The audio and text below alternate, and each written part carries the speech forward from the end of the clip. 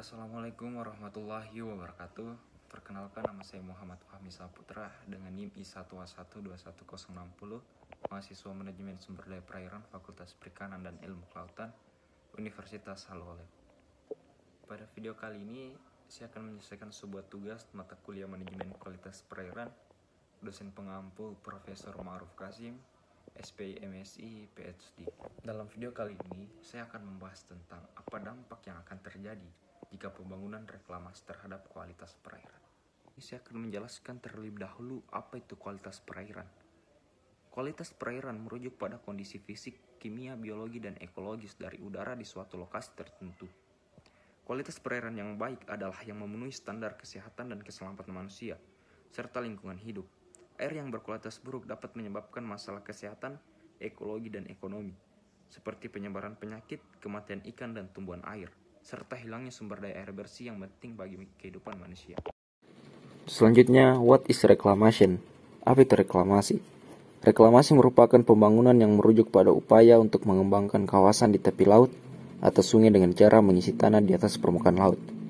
Pembangunan reklamasi biasanya dilakukan untuk tujuan komersial, seperti untuk membangun gedung perkantoran, apartemen, pusat dunia, tempat wisata, serta infrastruktur lainnya. Ada beberapa dampak yang akan terjadi ketika pembangunan reklamasi terhadap kualitas perairan. Yang pertama, dampak sosial. Perubahan pola hidup masyarakat sekitar. Pembangunan reklamasi akan mengubah pola hidup masyarakat sekitar yang selama ini mengandalkan sumber daya laut, seperti ikan dan hasil laut lainnya. Dengan adanya reklamasi, sumber daya laut yang akan berkurang, sehingga masyarakat setempat harus mencari sumber penghasilan baru. Yang kedua, relokasi penduduk.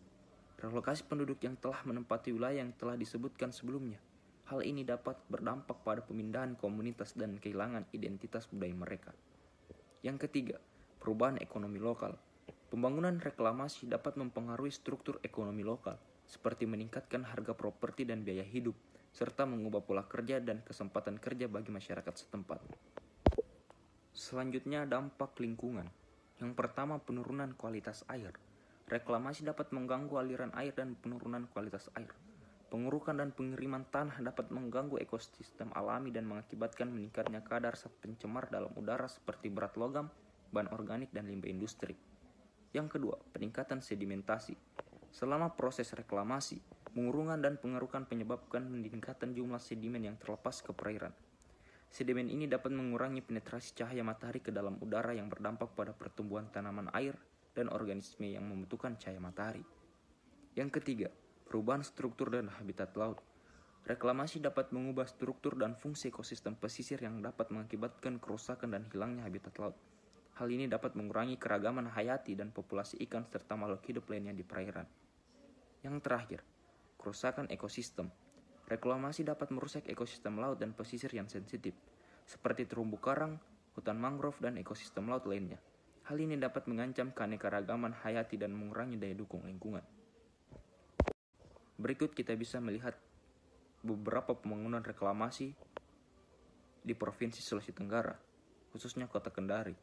Terlihat ada Masjid Al-Alam yang kita kenal sebagai Masjid Terapung, dan yang kedua adanya jembatan penghubung masyarakat.